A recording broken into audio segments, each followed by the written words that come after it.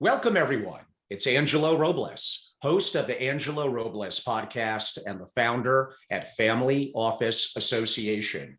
We have the return today of the one and only, and likely our most consistently requested guest that's been on multiple times that I've ever had. And that would be, as we're calling it, the extraordinary Adam Robinson. Now, the challenge that I have, oh, come on, Adam, you're well deserving of it.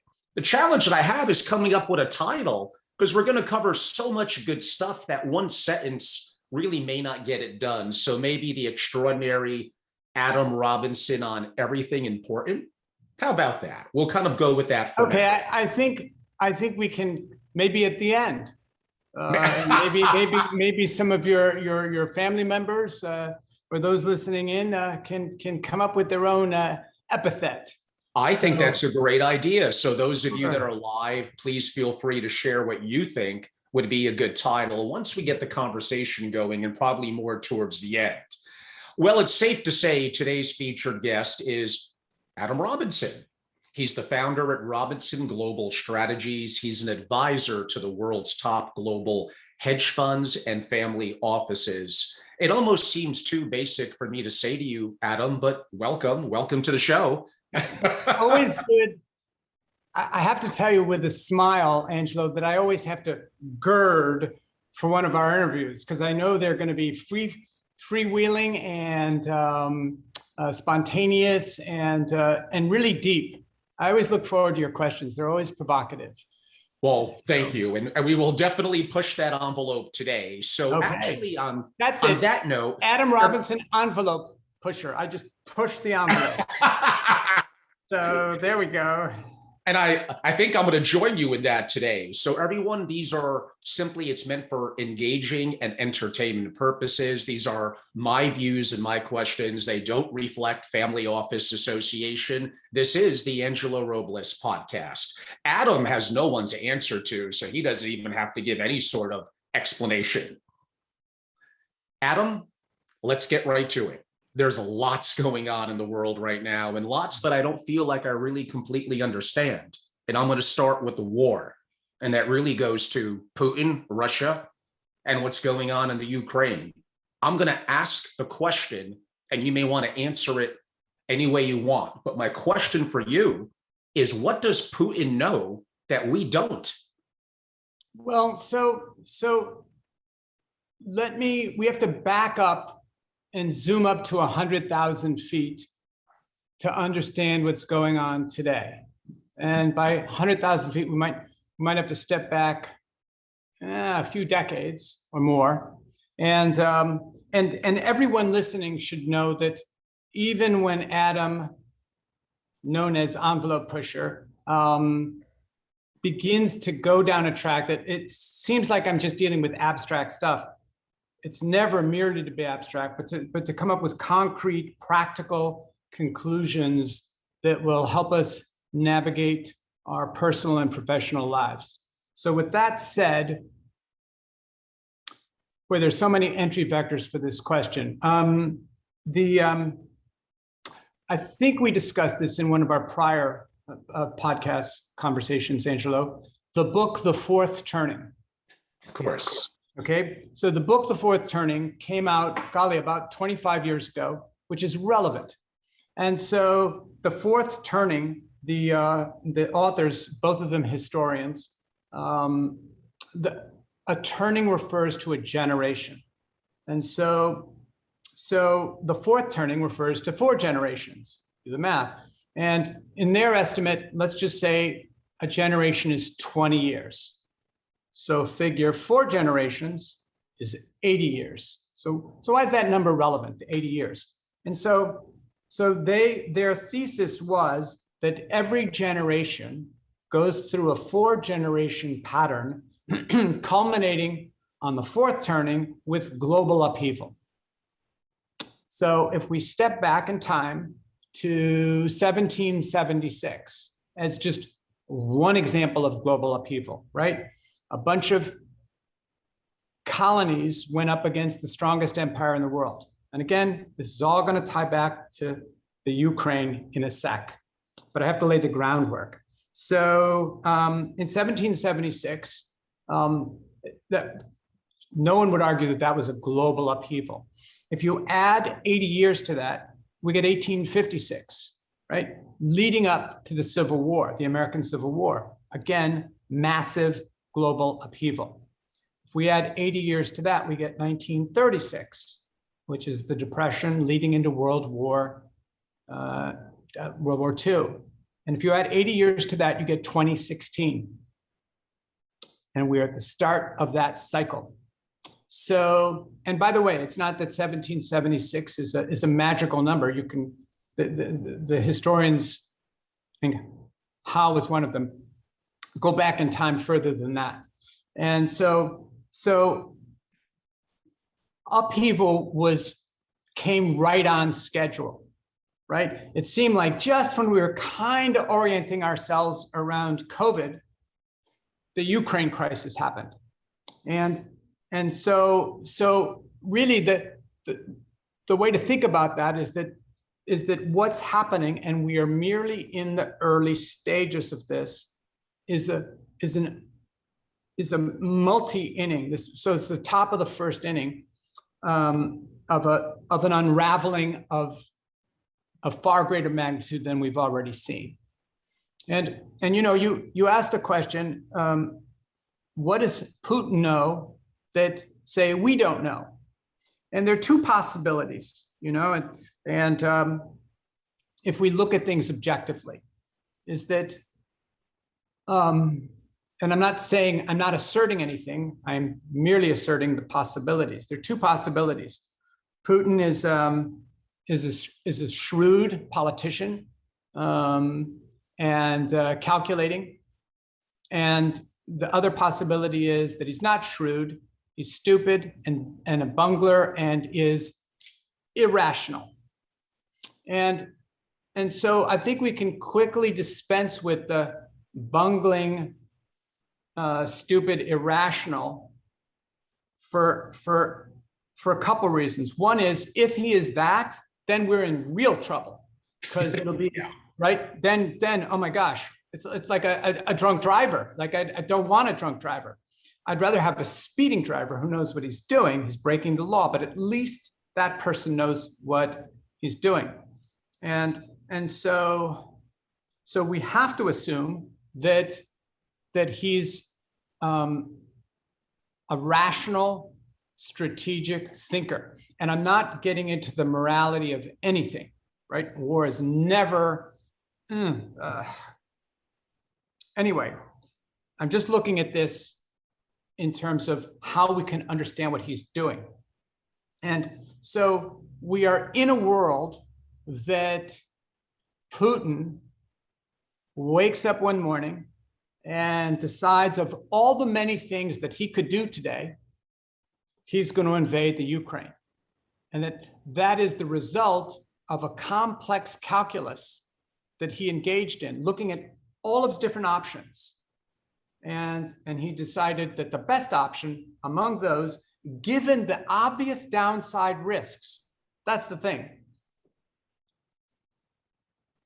He knew going into this all of the downside risks, and they're not even risks, the downside certainties, right? That he would be an international pariah, that various sanctions would be imposed. He anticipated, right? I'm a chess master, and he's from Russia, chess player. He's thinking multiple moves ahead. And so he's thought all this out and concluded on that morning, today I'm going to invade the Ukraine. That is my best move, given everything that I know. And so for us, not having the benefit of talking with him over coffee that morning, it is clear only that what we know wouldn't justify what he's doing. And so people go, oh, that's crazy. It doesn't make any sense. He's irrational. He's lost his mind. And we have to assume that, in fact, he hasn't lost his mind. Because if he's totally irrational, again, there's no way to judge what he's going to do next. And so he, by his lights, is moving in what he thinks is strategically best for him and or any number of other parties, including Russia and maybe the world, right? And I say that with complete detachment.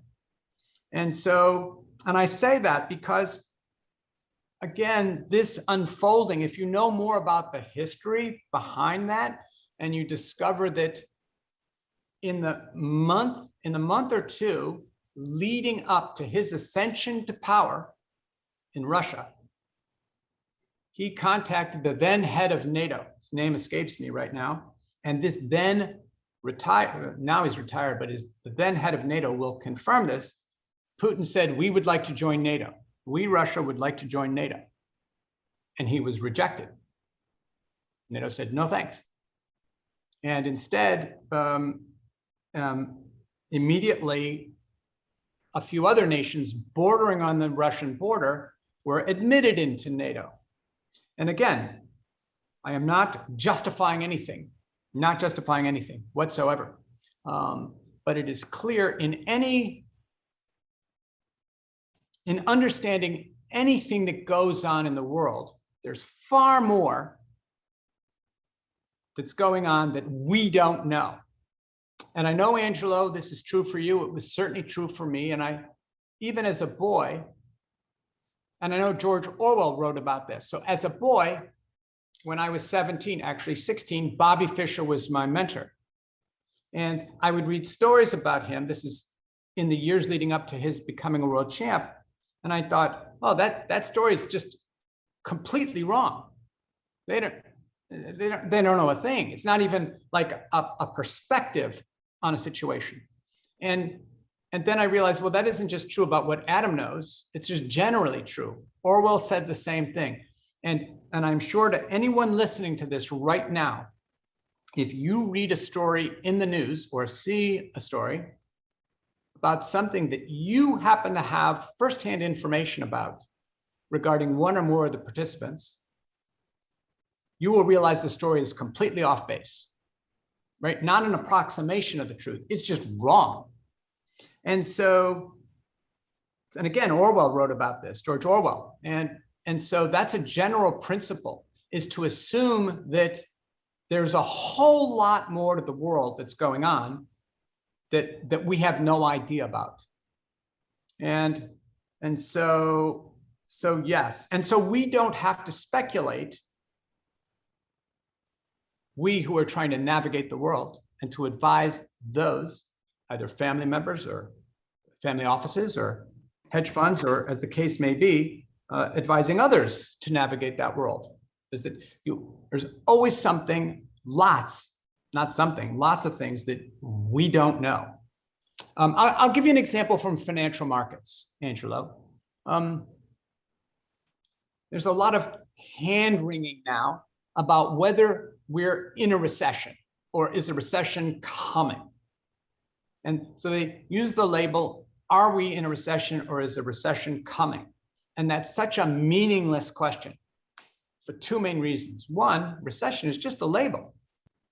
And so even if we could decide objectively that there is a recession, even then there's a question behind that question, like, okay, so we've established that there's a recession, and in past recessions, we tend to see the following sorts of things, right? Even that labeling and that conclusion, if we got to it, wouldn't be that helpful. Instead of just asking, are interest rates going to go higher or lower from here, right? Or commodity prices or whatever.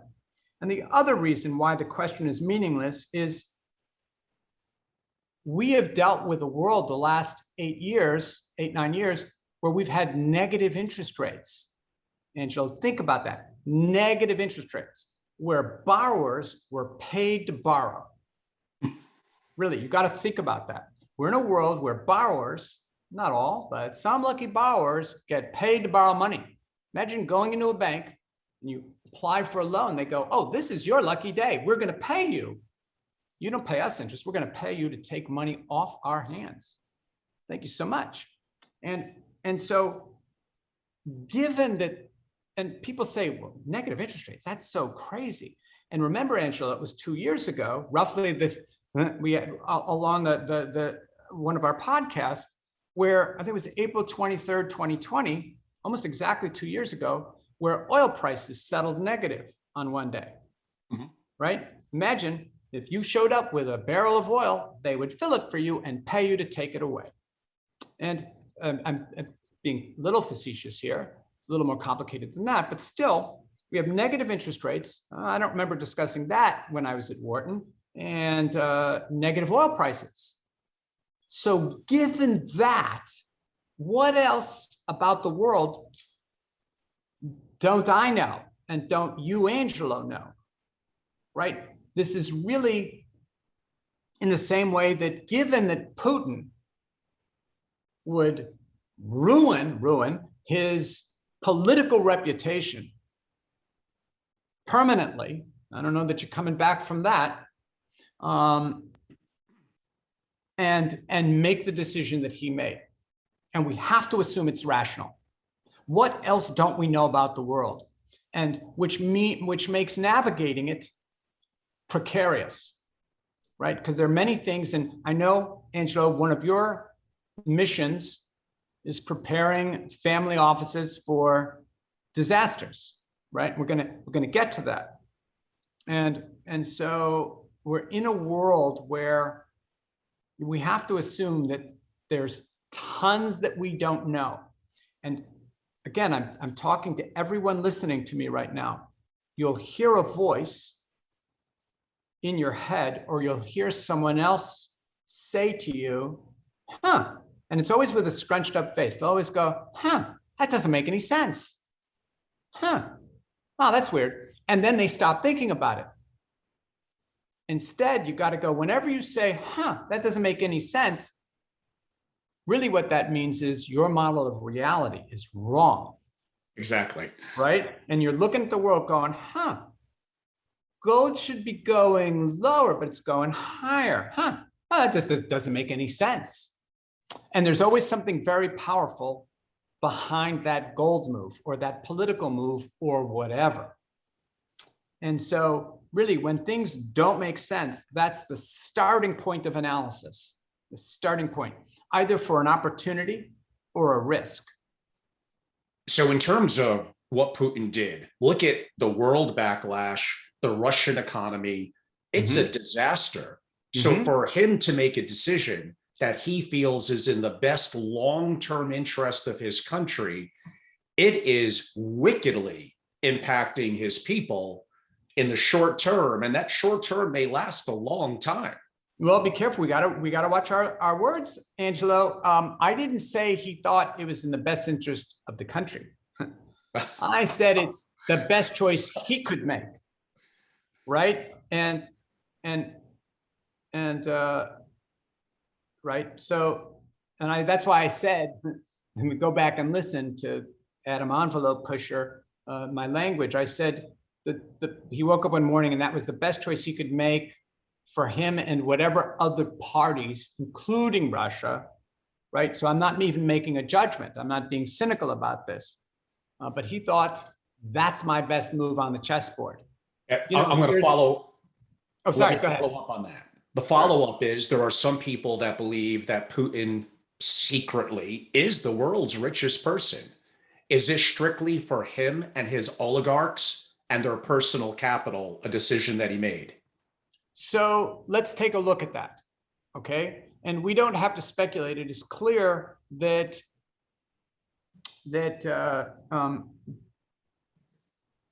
he has access to information regarding world events that by which information he can profit greatly. What we would consider insider information, but it's better than insider information. As a state actor, he's generating the very event that he's going to profit from, right? Yes. And so the thing is that I am sure that he has unimaginable wealth. That is clear. And so could he get more? Remember, there are so many downside risks, and I mean even to his own personal safety, right? So the question is, and he's figured all the, again, in his calculus of looking at all the variables, all the counter moves, right? He's a chess player, all the counter moves that are going to be made against me. Yes, it is in my eye. In other words, ultimately, at the end of the day, it's his decision. So what's best for me, right? And we can. It's probably inconsequential, but is it coincidence or not that he made the initial invasion right after China hosting the Winter Olympics? Did they basically tell him, you know, you're doing it, you're not going to do it leading into the Olympics, you wait? So we can engage in those kinds of interesting questions. Your questions are always so, provocative and thought, really make you think. And so the reason I don't entertain those thoughts for long is you go down lots of rabbit holes. And at the end of the day, there's no way Angelo or Adam can decide with any kind of certainty. And even if we could decide, like, let's say at the end of the day, we could determine with some degree of certainty, probability, that yes, he actually waited for the end of the Olympics. Let's say that were so, we could determine that. Is that new piece of information going to affect anything we do going forward? For me, not at all. Now, maybe for the Pentagon in understanding, what are the alliances going on, right? What are the tells, like a poker tell? What or better, bridge might be a better game, like the game of bridge, right? Where you're signaling, what can we infer? But unless really you're like a four-star general in the Pentagon dealing with these issues, or a major U.S. politician, say in the Senate or Congress, or in the White House, we don't have to indulge in those speculations. You mentioned that Putin may feel with Ukraine and other countries that already did it as potentially being part of NATO, that he's surrounded. About a month or so ago, I started to wonder, just trying to be contrarian and thinking differently. And I got lambasted in my own family. I said to myself, how would the US feel if China were to get very, very cozy, maybe even militarily, with Mexico and Canada? I don't think that would go over too well here. Right. And to press that analogy home, they've already established bases along the Canadian border and the Mexican border, and then they decide to go to Cuba, right? Because, wait, no. And so again, war is heinous in all its forms, right? And so I'm not in any way justifying his choice, not in any way. I'll just state flat out that it's such it beggars adjectives that would capture how unconscionable it is, right? Of course. So many levels, really, it's heartbreaking. And so, but for us to think through and to navigate the world, and again, we have to ask ourselves, what does Putin know, not just about Russia and the Ukraine and NATO, but what else does he know about the world and everything else, right? It's a very big global chessboard that he's playing on. Exactly. Right. And as you just brought up, okay, China's another piece. And I'm not saying they're pieces working together. I'm not. I just don't know. That's the thing. And I admit I don't know. And it's really important, again, for family members and those listening in, that you work on the basis of what you know, as opposed to what you think or what you hope for, and or are afraid of. We start with a basis in knowledge, and then we have to, as we go out on the branch of uncertainty, the branch gets a little thinner out there. It's not going to support our weight. We don't go too far out, but really to anchor on what we know. And it is clear, going back to your initial question, right? There's so much about the world we don't know, and of a frightening magnitude, What, Adam? What do you think that? Let's go back to China. Sure. So China's looking at this, seeing how, at least from the surface, the Russian economy, the banking system, it's being destroyed. They look, of course, at the US as being, let's go with the word adversary.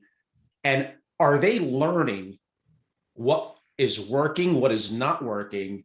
And I look at what they're doing with the digital yuan, their connections in Africa and supply chains, and we're going to get to some of that a little bit later. If I'm going to assume that Putin and Russia are making some mistakes, I'm getting a feeling China is going to be a little bit more aware of what's working and not working. Well, wait, with all that, what was your question? Oh, you mean is China watching what they're doing? Yes, basically. Yes. Of course they would, right? I mean, of course they would. And I mean, they would be fools not to. We're watching what they're doing, right? Everyone in the world is watching. Okay, so what can we conclude given what Putin has chosen to do? What else, what new information, what light does that shed, say, on supply chains in Africa, say, or digital currencies, say? And so we update in a Bayesian probability kind of way, we update our priors and go, oh, okay, I was 60% sure that yesterday, today I'm 68% sure, right? And it's clear they're watching, but they would be fools not to. And again, you said something, and I want to agree, but we have to be careful about the words we use. You use the word mistakes, and in any given situation, I don't know that anyone's ever done anything in a martial way, in a battle or a war, that there weren't what we would deem from the sidelines mistakes, right? Heck, you'd be an armchair quarterback, and Tom Brady is going to make mistakes on the football field. Go, that Brady, what does he know? He's an idiot.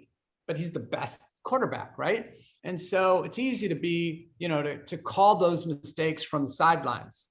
And the key thing in battle, actually in any situation, is to use those mistakes, right? To use the mistakes. Okay. In the same way that with a poker hand, you got to use the hand. I shouldn't. Doggone it, I raised too much, but you got to play the hand that you've got in the prior decisions that you made. It's all very,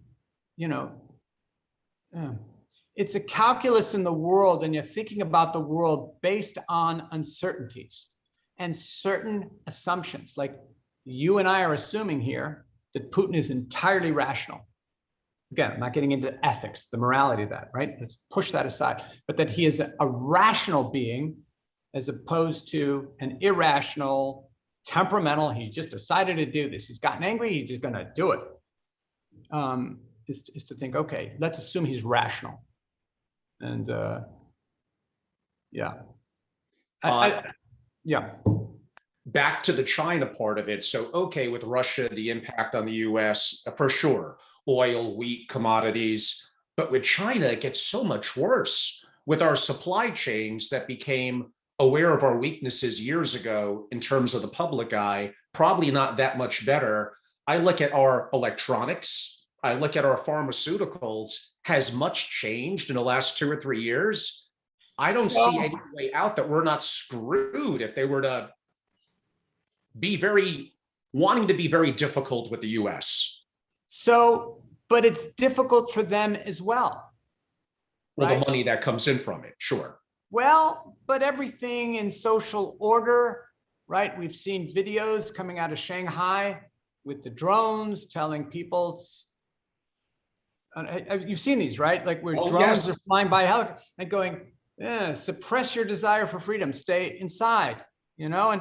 And so China is grappling with its own problems internally. And I don't just mean, you know, future revenues and supply chains. They got too few young people, right? Because that one child per family policy. And of those too few young people, a disproportionate number are male. I think something like 11 to 9, male to female, single. Yeah, that's a huge difference. That's huge. That's a big problem. And so China has demographic problems. They have export problems. Europe is shrinking and slowing down, big thing, right? And so, you know, the thing is, you know, your larger question, I talked about things that we don't know, right? In that sense, like we're talking about, oh, what don't we know about with the Ukraine crisis and beyond it? And given, what don't we know about the world economy, given negative interest rates? What the, right? It's really, we have all awakened the last 3 years. We're all Alice in Wonderland. It's Adam in Wonderland and Angelo in Wonderland, and everybody who's listening, we're in Wonderland, right? And when Alice drops down the rabbit hole, and this weird world, like that she's the, you know, the Mad Hatter and the cards and everything, and Humpty Dumpty and all of that, she has to learn how to navigate that bizarre world. And the thing is, Angelo, that our entire world on a mundane level, is predicated on things that we know to be true. I'm using air quotes. We know these things to be true, and in fact, they never were. Right? And so we've gone about ordering our lives without thinking about things. As one of my favorite philosophers, Lord Alfred Whitehead, Alfred North Whitehead, he said once that a civilization advances to the extent that it can do, he used the word operations. It has operations so that it doesn't have to think about things or that particular thing as much as it used to, if at all. In other words, then, like, for example, if you and I, if we wanted to travel to Europe 100 years ago, well, we'd have to, we got to get a steamer. We got a plan. It's going to be a long trip. We got lots of thinking involved around that. And now we just go to Orbit, so we just book our flights or American Express. And so the whole modern world, with the help of technology, but not just technology, we have been, I was going to say walking through a world. Oh no. Everyone listening to me right now has got to realize we've been sleepwalking through a world that we assumed was true. Various things. For example, I'm just going to throw out some things. If you want to borrow money, you gotta pay for it. Real estate always goes up. This will really get you. If there's a fire in my building, the fire department will come, right? Like I know this to be true, but maybe not. So let's go down that rabbit hole for a second. We know about fractional, banks have fractional reserve requirements, right? They're not required to keep all their money, right? They can keep like 3% of it. I forget what the latest reserve requirements are. And because only 3% of people on a bad day are going to ask for their money, and the rest we're going to lend out, right? Well, that's also true of insurance companies, right? That's also based on the same kind of thing. And it's also based on public services. Public services are also based on the same model, right? We assume that if there's a fire in my block in Soho, that the fire department that's not too far, the closest fire department to me is the one from Ghostbusters. Remember that, the Ghostbusters thing? Yeah, the original Ghostbusters. Yeah, forget it. It's like 3 blocks from here. So I know if there's a fire here, I'm okay. I don't think about fires because I know the fire department's going to show up within, I don't know, 10 minutes. But suppose there were many fires going on. Suppose there was a breakdown in social order and there were lots of fires. Then the fire department isn't going to show up exactly when I need it. And I estimated once, it was about a year before, remember the demonstrations from a couple summers ago? Right? Of course. Right. And so I've lived most of my adult life either in Tribeca or Soho. And there was a mini crime wave in Tribeca, in Soho, right? And the police were overwhelmed. And so really, it was very scary. And I estimated about 3 years ago, get this, Angelo, in New York City, there's one police, I was about to say policeman, police person, police officer, there we go. I don't think I can offend anyone with that. Police officer for every 2 New York City blocks. The average New York City block has 1,400 people. That means there's one police officer for every 2,800 people. Now imagine there's widespread social disorder. And we have to imagine things like that, Angelo, right? You know, and I know I do disaster prep for billionaires. Exactly right. Exactly right. Like I'm teeing up that, like I knew that was something. And so disaster prep, like, what happens if you can't get access to your bank account? What happens? What happens if the US power grid goes down? And I'm not talking about a temporary blackout. I'm talking about for months. And you know, to go back to the war, metaphors, Eisenhower said, in preparing for battle, plans are useless, but the act of planning is indispensable, right? The simple act of planning, it rarely turns out exactly as you envisioned, but the very fact that you've gone through all these possibilities, you come out ahead.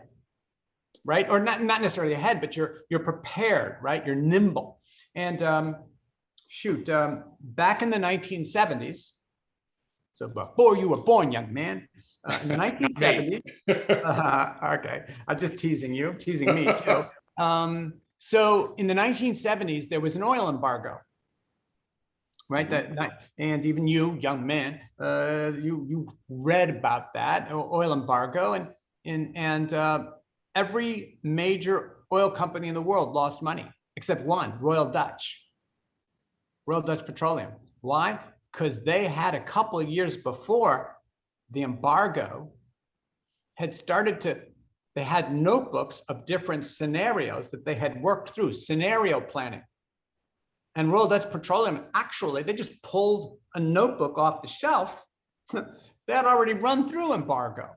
They knew exactly what to do, because they had already run through the scenario, right? And this is something so important for disaster planning, any kind of planning, and even, heck, you're a CEO or you're an investor or the head of a family office, the head of a family,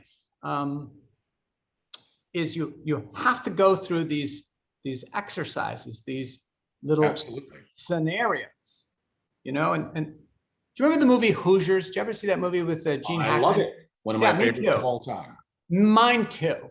And there's one scene where, those of you who don't know, it's a basketball movie, one of the great sports movies of all time, with Gene Hackman, who plays a washed up NCAA coach who's now coaching this little team in Indiana. And they got 5 kids in the whole school who play basketball. That's it, 5 kids. And there was a 6th kid they later got, but there's 5 kids on the team. And one of the kids does something. One of the players doesn't listen to Gene Hackman, so Gene Hackman benches his own kid. And now they got 4 kids to play the game. And those 4 kids, they wound up losing a 4-man team. And so if I were a basketball coach, I would have run through that scenario as a real scenario. Like, okay, we're now going to play a scrimmage game, you 4 against those 5. And they're going to swap, and they'll be 4 and you'll be 5. Like, what do we do? And or maybe I'd put a pebble in one of their shoes. Now, you're going to be hobbling a little bit, but intentionally, like, run through that scenario. What do we do? And it's so important that we think through these possibilities. And because you always hear politicians and even corporate CEOs and those who have fiduciary positions of trust in the public say, well, there's no way we could have imagined that eventuality. Well, there's no way you did, but you could have, and you should have run through that scenario. Don't tell me you couldn't have. And so it's very important that, again, family offices, family members, and everyone, either in your personal life or professional life, run through scenarios. Actually, I'm going to give you a scenario that'll really blow your mind. And I'm not talking about my living 5 blocks from the World Trade Center on 9/11 back then. That was something I never envisioned. Oh, a plane is going to smash into a building. So get this, Angelo. There was I think it was October, there was a rainstorm in New York. And it was supposedly set a record in Central Park. Okay. Now I live in Soho on West Broadway. And it's a normal street. And you've walked down West Broadway in Soho, okay? The rain was so high, it flooded the gates, that to get to my apartment building, I had to wade through water that was mid-thigh high. Got a picture of that. Adam's walking down a sidewalk, and the water comes up to the middle of my thigh. Now, I'm not tall, but I'm not a hobbit. Right? It came up to the middle of my thigh. Like if I said, Angelo, how deep do you think water could get on a New York City street? You'd say, like 2 or 3 inches. 2 or 3 inches, maybe up to your ankles. Oh no, it was mid-thigh. And it was surreal. I would never in a million years have thought, wow, water can get that high? It's not a scenario I would have envisioned, right? And so in this wonderland that we all find ourselves in, we do not have the luxury of saying, oh, that doesn't make any sense. How could we imagine these things? We have to imagine the unimaginable. Like, this is so key. Which really goes back to my clickbaity title of disaster prep for super rich or billionaires. You gave away some of my secrets, by the way, but the audience that is live or listening, you deserved it. These are things that families pay 6 figures for, if not more. A couple of things come to mind. We'll stay on this topic a little bit, and then we'll move on. Go for it.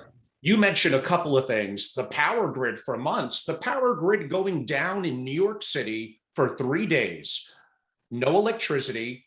The banks are closed. You can't access your crypto accounts online. You have anarchy, probably not the first day, but by the second or third. And in New York, the bad people, quote unquote, have weapons. You don't.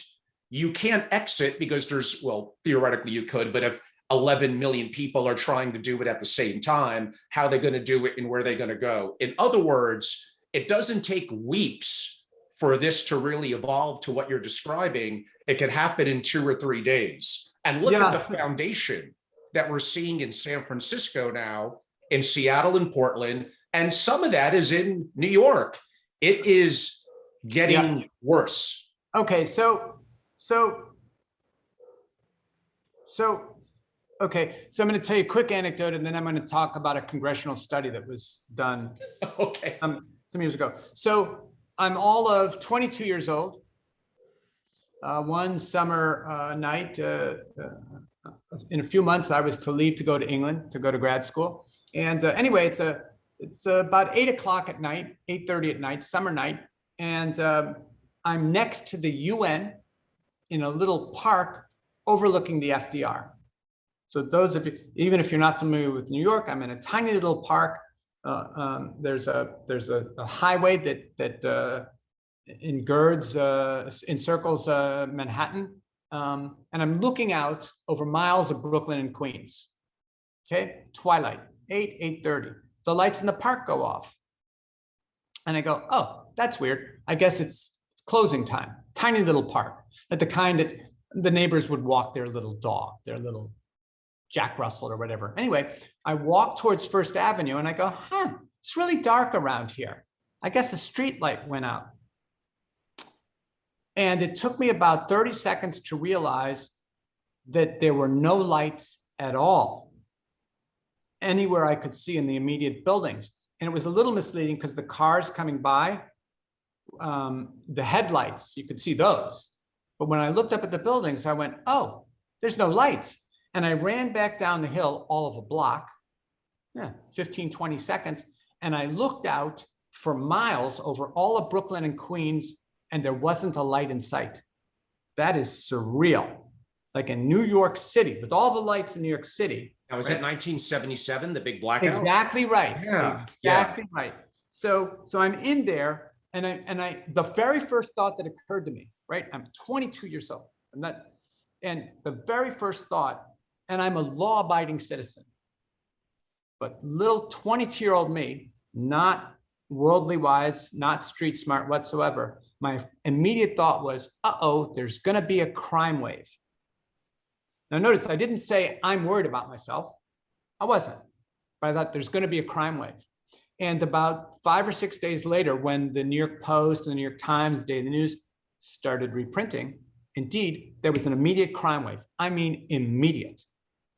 And it's not like people are waiting around like, oh, can't wait for the next blackout. Okay, so this is, people can dig this up. I'm doing this from memory. Some 13, 14, 15 years ago, there was a bipartisan congressional committee set up to study what would happen if the US power grid went down. Now, the difference between a New York blackout and the US power grid is that if you were inconvenienced, and you would have been if you were on Manhattan, you could have driven across one of the bridges and gone to visit some relatives or friends in New Jersey or Connecticut. Okay, but now imagine the entire US power grid is down. So get this. Again, I'm doing it from memory. It was a bipartisan committee. They estimated that the cascading crises that would occur if the power grid went down, and it wouldn't be for a few days, it'd be for a few months, that the cascading crises would lead to deaths that could run into the multiple tens of millions. That'll keep you up at night. And it was a bipartisan, and it was just looking at the power grid goes down. What's the chain of events? Remember, you can't get food. You can't get food. You don't have access to your bank account. There are all kinds of things. And they're running through. And of course, that's the worst case scenario. But if I told you that the number of deaths would run into the thousands, you'd go, whoa, that's very serious. Oh no, they estimated in the millions. And in a few months, just from the power grid going down, something as innocuous as that. And as you know, in the 1850s, there was the Carrington event where the solar flare knocked out the internet back then, which was the telegraph system. Yes. Yeah, it's much worse today. One of my billionaires mentioned, well, of course, 2 hours outside of San Francisco, we have a compound. It has solar, it has food storage for 2 years, it has this, it has that, and that's all good. Great. And let's assume that you get there. Your neighbors are going to be jealous of what you have, because when you haven't eaten for a couple of days and have no clean water, the suburban housewife would bash you with a can. Oh, Now, yeah. so I'm talking to him, and it was a him. I go, you probably have some security. Oh, yeah, of course. So the security person is not going to care about their own family. They're going to care about you. What do you think happens in the most barbarian system like that, where there is lawlessness? You're going to be sleeping. The biggest, strongest security guard is going to take you out and make that his or her compound for their family. And he had no answer for that. Right. Now, the thing is, I don't want the people listening to us think that, oh, Angelo and Adam are just like, doom and gloom. Preppers. Because we're not. I'm just saying that you have to, any more than I, have a pair of Wellingtons just in case it floods again, and I got to wade through, 3 feet, 2.5, 3 feet of water in the sidewalk, mind you, on the sidewalk of Manhattan. And so it's just that we have to run through these scenarios. And really, here's the way to think about it, Angelo. And this is the way to think about the thought exercise for the gentleman that you were having a conversation with, right? Your friend, or client even. And so if it became necessary to avail yourself of that security system, right? If things got that bad, then they're way worse, right? In other words, by the time you go, oh, I need that safety system, then all bets are off, right? You can't depend on the police. You can't depend on the phone system, even. Your contact with the outside world is, and again, if that sounds outlandish for people, who would have projected 3 years ago that COVID would have brought the world down? Exactly. Right? Or that out of nowhere, Putin invades the Ukraine, and thousands, lots of people civilians getting killed. It's the things that we would never have imagined. And again, this is the world we're in, and you got to ask yourself. Sorry. I'm going to save a little bit to the end, a little bit of Nassim Taleb and how to be anti-fragile, and related to that, Donald Rumsfeld. There's the known knowns and the unknown unknowns. But if they're unknown unknowns, how could you plan for them, or how could you be anti-fragile? But if the audience doesn't stay with us towards the end of the 2 hours, they're not going to get that, Adam. Uh-oh. So, they're going to have to be a little patient. You mentioned something I was going to bring up. Let's get right to it. COVID. I'm going to mention these 3 things in slow order. COVID, control, a new world order. What do you know about COVID? And how is this impacting societies? So, okay, well, that's a multi-layered question, as you tend to ask. And so, okay, I'm not going to say anything. I'm just going to ask questions. That's all. That's right. I'm not asserting anything. And so again, we ask questions about the world and we have to assume that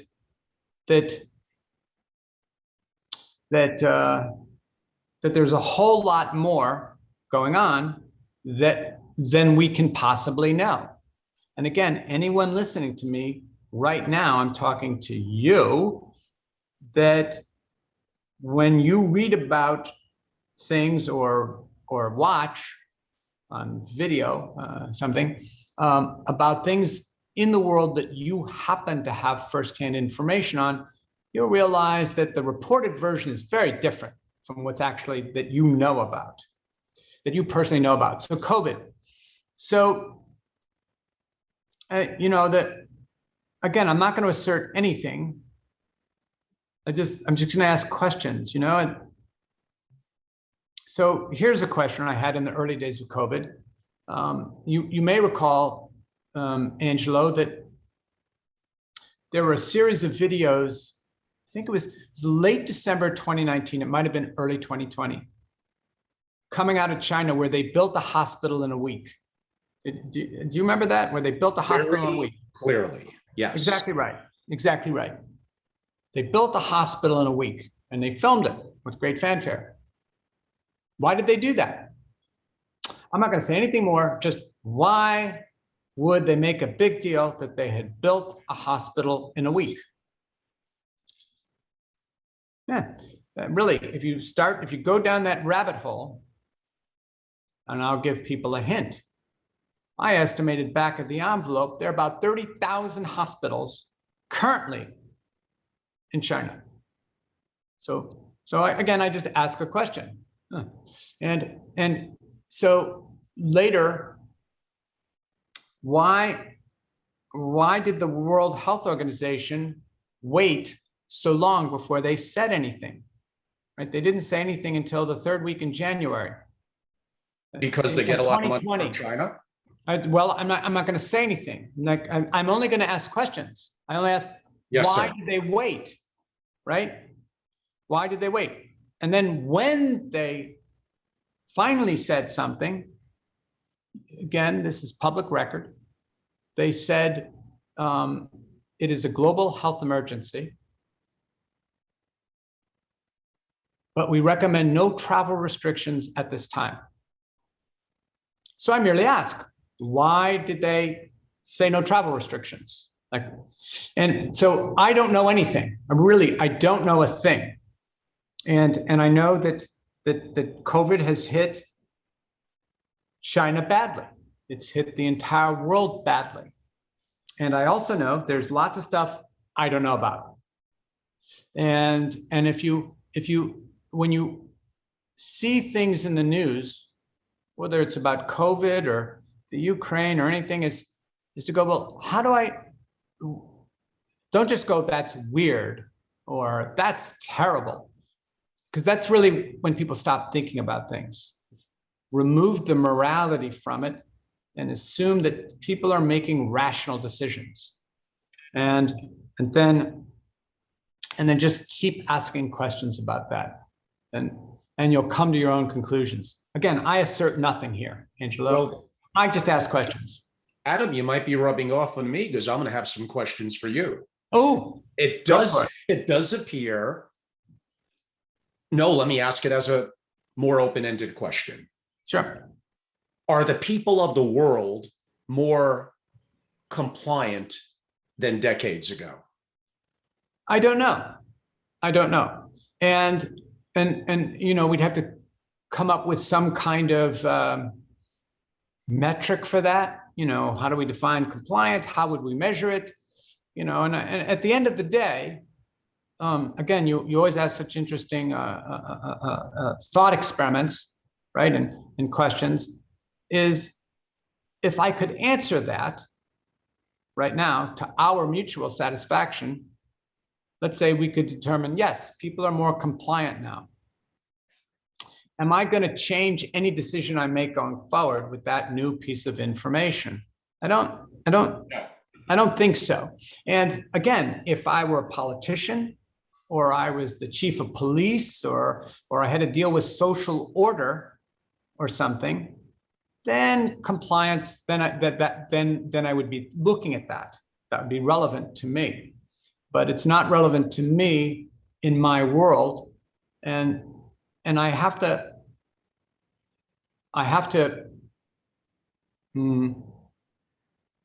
conserve my bandwidth, right? The things that I can think about. And again, I try to move, just like Buffett, only invest where he has an edge, right? In industries he knows really well. And there are other filters he uses. But I think about domains that I can come to firm conclusions on.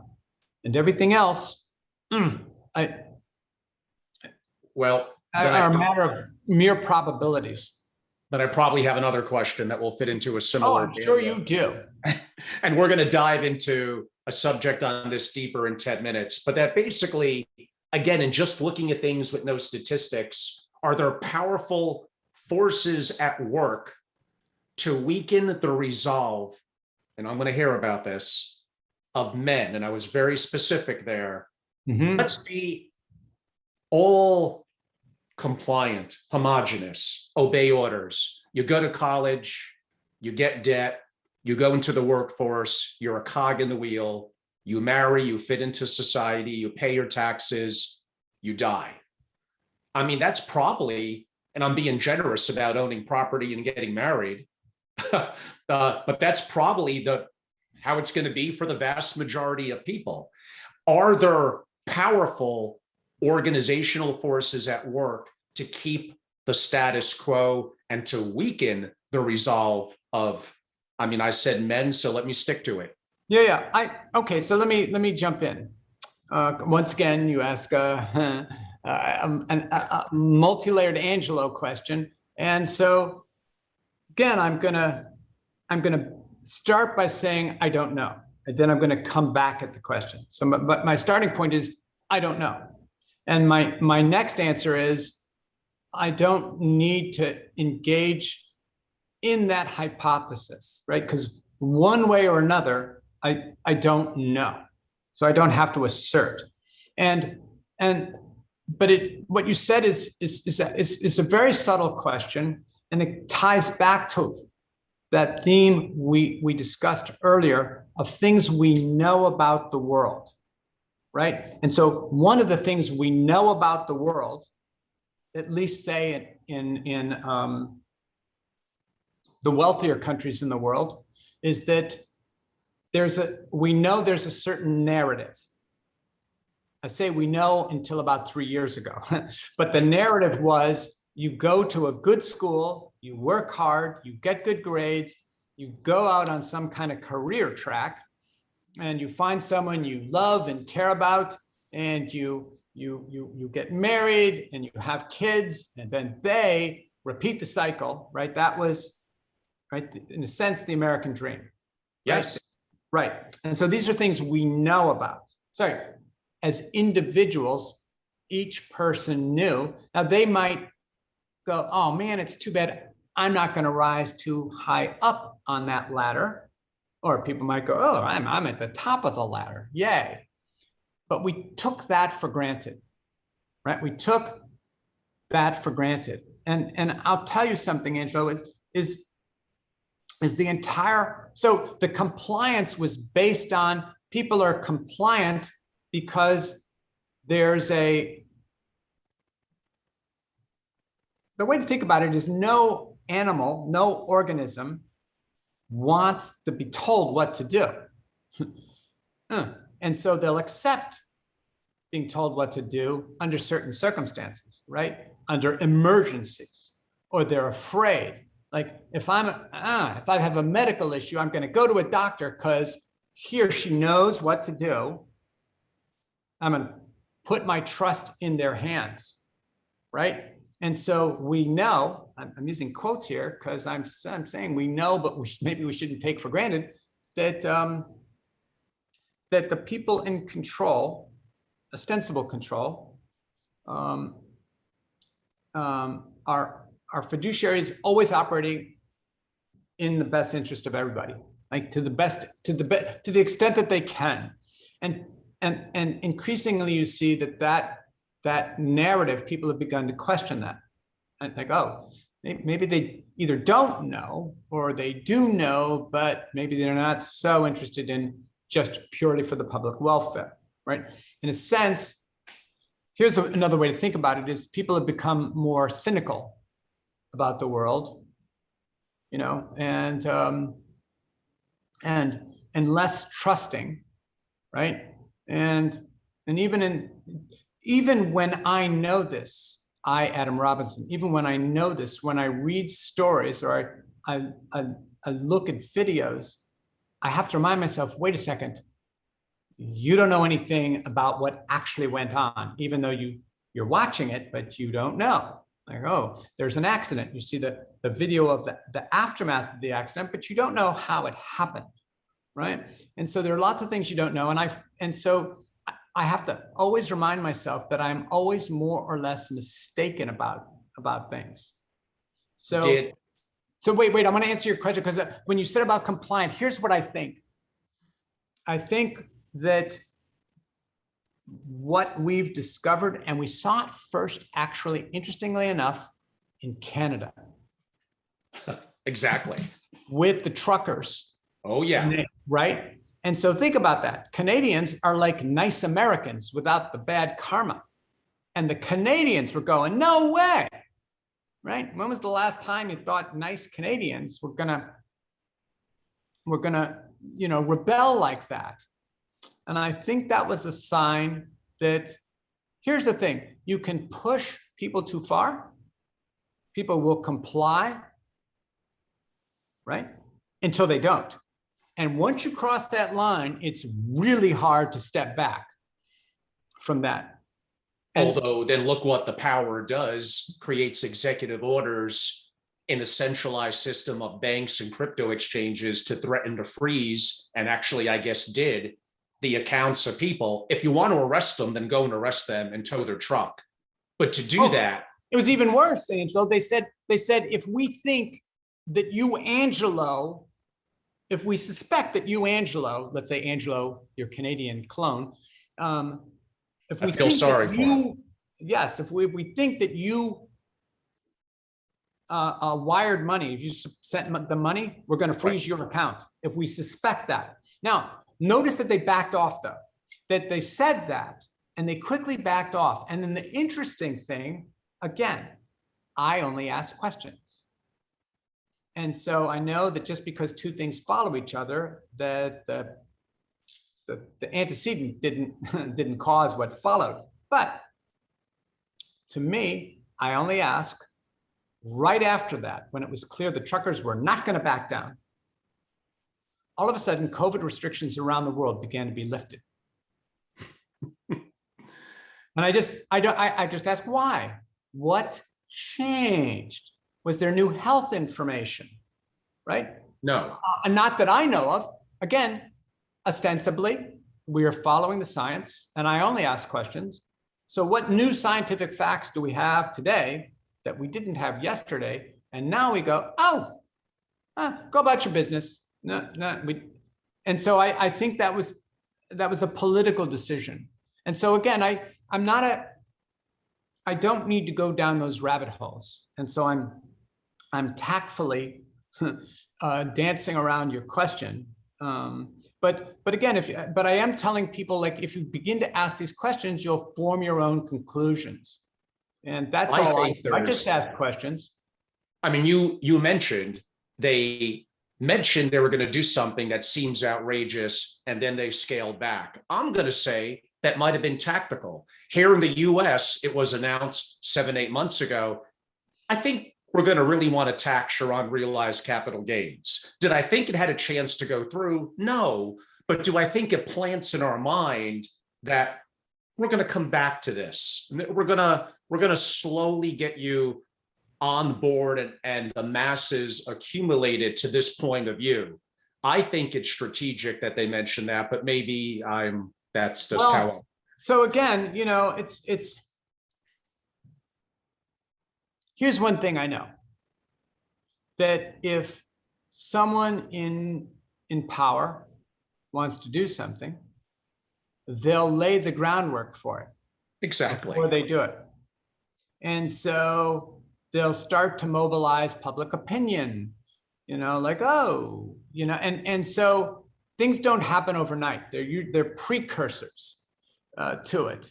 And for most things in the world, say declaring a war or something, that they're precursors that go on, right? It's not going to come out of the blue. We can't just do it. We're going to have to mobilize public opinion beforehand, for a while beforehand. And so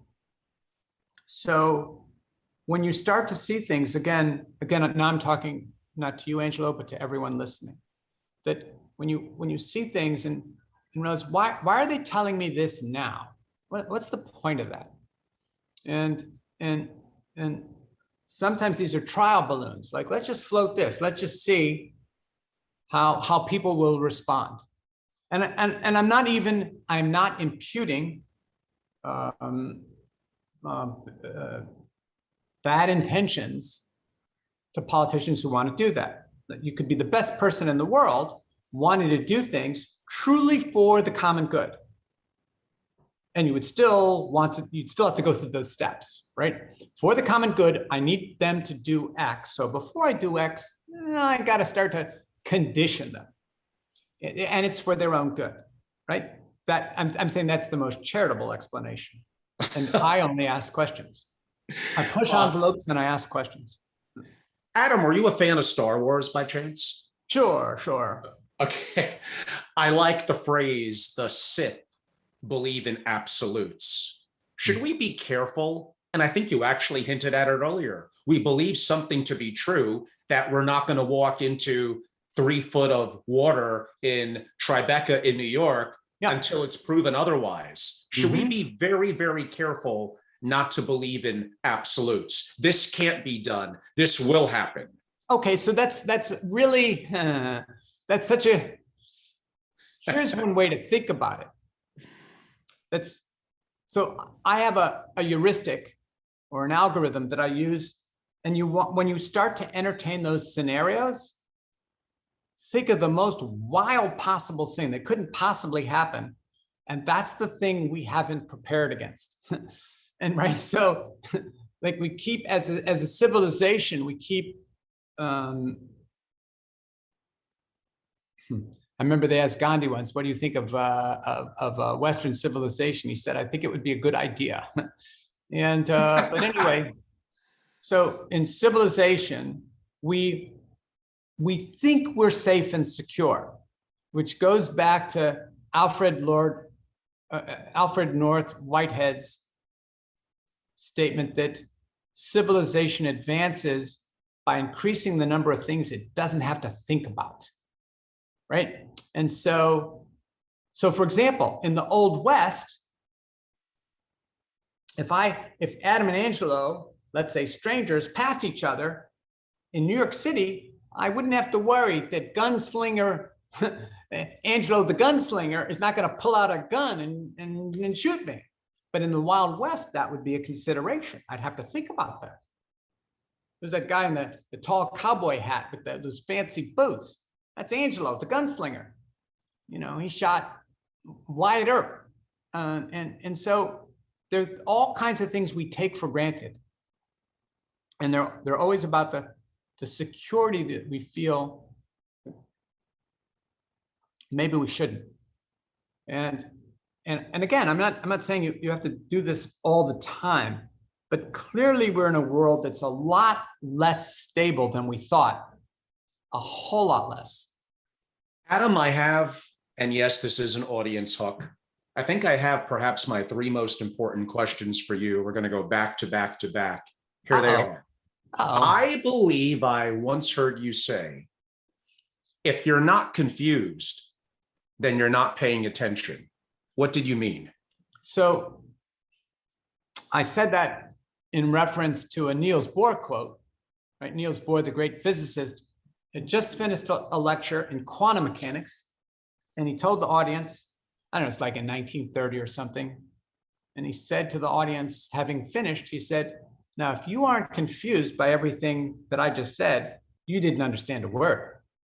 And because quantum mechanics is confusing, right? It is. And so I would say that about the world. If you don't look around in bewilderment, and there should be an undertone of fear, right? I say an undertone of fear. Angelo, when you and I walk down a sidewalk, to go back to the sidewalk, when you lift your right foot a couple inches off the ground and you extend it, when you put your foot back down on the ground, you expect it to be met by a firm sidewalk. And sometimes that doesn't happen. Like we've hit a curve, we don't even realize we've actually hit a street, and we step a little further, and we stumble a little bit. We go, oh, but we have to reorient ourselves, right? We go, oh, that's right. I stepped off a curb without realizing it. And but we expect the ground to be there. We expect our foot to meet solid ground. And we expect if there's a fire, the fire department's going to show up. There are all kinds of embedded expectations. I expect that when I want my money, I can go to an ATM, or I can go to my online and go to my bank and wire transfer money. Like, there, pay them. I expect that. It's really funny. Literally until about 3 days ago, I hadn't seen cash for 2 years. I had not seen a cash bill whatsoever, because I didn't use my debit, ATM card. So I just relied totally on credit cards, Amex. And anyway, I expect, so yesterday I had some $20 bills, and it was like, oh my gosh, so novel, cash. And so I went to, because I know crypto and digital cash, like, anyway, so I know that when I take a $20 bill, when I hand it to the store owner and ask for an iced coffee, they're going to give me an iced coffee and some change back. I know this. Well, what happens if they didn't one day?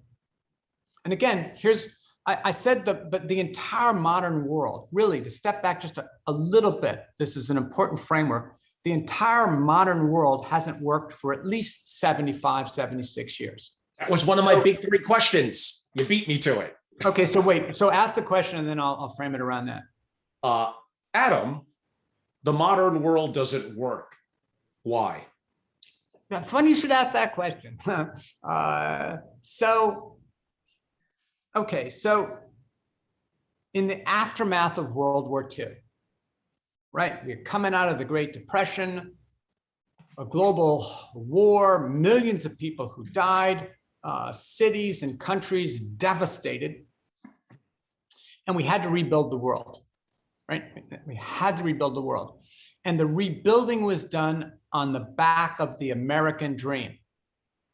And if you think about it, Angelo, and I'm inviting everyone to think about it, the American dream was predicated on the willingness of the American consumer to go into debt to buy things he or she didn't really need, right? And so, like, I want what mom and dad had. I just want more of it and bigger. So if they had an apartment, I want a home. If they had a home, I want a bigger home. Nope, I want 2 homes. And I want a TV set in every room, and I want 2 cars at least. And so the engine of the American dream was debt, whether it's personal debt, corporate debt, or government debt. And the punchline's coming up in about 100 seconds. So we started piling up debt because we knew that we would grow, right? And there's only, debt is okay, I say okay, debt is viable if you can grow your way out of it, right? If I start a restaurant and I take on some debt to expand my restaurant, I need more customers coming into my restaurant, Adam's Pizzeria, and I need each customer to buy more food, right? More pizzas and more customers. So I need growth, either consumption or population. So now let's apply that to the world. The entire world was built up on debt, predicated that we would keep growing population-wise and consumption-wise. And it never occurred to anybody what would happen if they both went negative simultaneously and started accelerating to the downside. So the average debt per human being, Angelo, per working age human being globally is I think $45,000. Now you think about that. That means that someone who lives on subsistence earnings of say $1,000 a year, that person's also on the hook for 45,000. That's a problem. That's a real problem. And with interest rates soaring, that's a big, big problem. It's compounding. And so we've accumulated this massive amount of debt because we assumed that we would keep growing. There'd be more people who would be buying more Teslas, right? Or more pizzas, more Adam pizzas, I hope so. And so consumption would go up and population would go up. But pre-COVID, this is a pre-COVID fact, the number of people in the US, every country in Europe, Canada, Australia, and Japan, again, this is pre-COVID, right? Pre-COVID. The number of people, more people died in those countries than were born. Think about that. More people died than were born. Not a slowing growth rate, a negative, negative growth. It's going down, right? And population. In theory, in thousands of years, you'll have no people left in Japan. Seriously. Well, oh no, it's not thousands of years. In Japan, so there's something called, there's a statistic, I don't remember in Japan exactly what it is, but the number of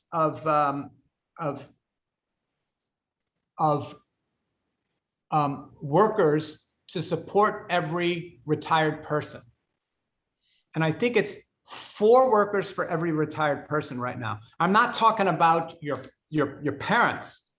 There's 4 workers for every retired person.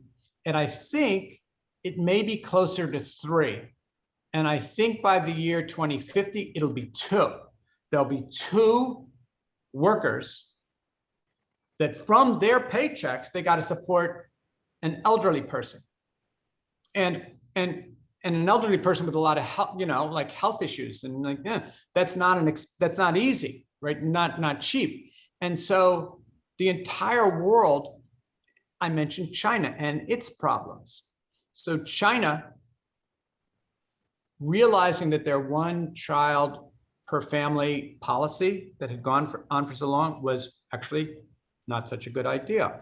And in the last few years, they've repealed that and have been encouraging their citizens, get married, have kids, right? It's been a massive campaign. Right. And last year, they had the lowest birth rate in 50 years. That even with the please have kids, and incentives to have kids. Exactly right. They're the lowest birth rate in 50 years. And so they are in big trouble. The entire world is, because we've piled up all this debt, assuming that we were going to keep growing. Again, we knew that to be true. Isn't there a population problem? No. And Elon Musk, you'll remember that you and I talked about this some years ago. Elon Musk has jumped on that bandwagon. He said the population demographics is one of the 2 or 3 most serious problems in the world right now. Not overpopulation, population shrinking. The only areas that are growing, Angelo, are Africa and the Middle East, and a few countries in Asia. But their growth rate is slowing. So it's not negative yet. They're growing at a much slower rate. And I think if those countries go negative about 2050 or 2060. There's a variety of reasons for this. You hinted at some of them with debt, and I hinted at it earlier with the cog in the wheel. And there is something, it's a very sensitive topic. I actually touched on it about half an hour ago. Again, I'm leaving a lot of hooks here. That's coming up in about 10 more minutes. My third of my kind of back-to-back questions for you. Why as humans do we dismiss warnings that in retrospect were so easy to spot? So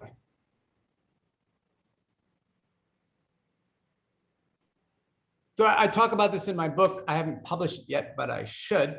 How Not to Be Stupid. Okay. And I mentioned that Buffett had endorsed it. I think I told you. Maybe. Yeah, I'm sure you did. Yeah. And so I gave you a copy, and his endorsement was, this book is loaded with good ideas and appropriate warnings. And the problem it's very, very kind, very, very sweet of him to give me that endorsement, is that I know that human beings dismiss warnings. They don't pay any attention to a warning. And one of my good friends, RP Eddie, wrote a book on this, on like the Cassandra effect, right? Cassandra could predict the future, but she was cursed and no one would listen to her.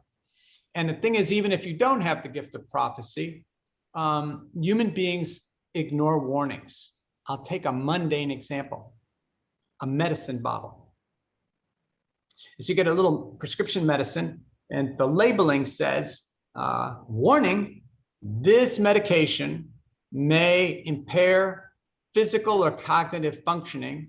If affected, do not operate heavy machinery or drive a car, right? Standard warning. They've done studies, Angelo, and most people think that warning does not apply to them.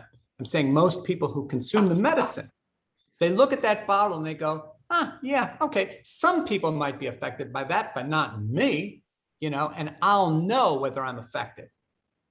And really the warning should say, if you think this warning doesn't apply to you, you know, knucklehead, it really applies to you. And so one of the problems of human beings as a species, which is, I have to add a chapter to the book, that's why I haven't released it, is we dismiss warnings. And on a deeper level, Angelo, that means we dismiss wisdom and advice. So Angelo, you have spent your career advising family offices, right? And assembling the best wisdom and advice that you can share with those families, right? And so I said warnings, but all advice is a warning. All wisdom is a warning. For example, right? If I say, love thy neighbor as thyself, there's an implicit warning there. If you don't, your life is not going to be what it could be. Not going to be as rich. It's not going to be as rewarding. Even something as mundane as, Angelo, the best way to boil an egg is this. There's a little warning. If you don't do it that way, it's not going to be as good as it could have been. And so all advice and all wisdom is in fact a warning. And human beings ignore warnings. They go, yeah, that's obvious. I know that already. And they go off and blunder exactly the same mistake. You know, and yeah, so that's a really serious problem for the world. And, you know, it's, we always draw the wrong lessons. It was Hegel, the German philosopher. He said, we learn from history, right? You know that famous quote, we learn from history that we don't learn from history. And it's a great quote. However, Hegel was profoundly wrong. It's much worse than that. It's not, it would be okay if we didn't learn. The problem is we learn the wrong lesson and then we think we're smarter, right? We go, oh, they were idiots in the 18th century. Can't believe they did that. And then we go off thinking we've learned the lesson, but we haven't. We go off and make a bigger one, right? With more confidence because we're smarter. And so that's a really serious problem.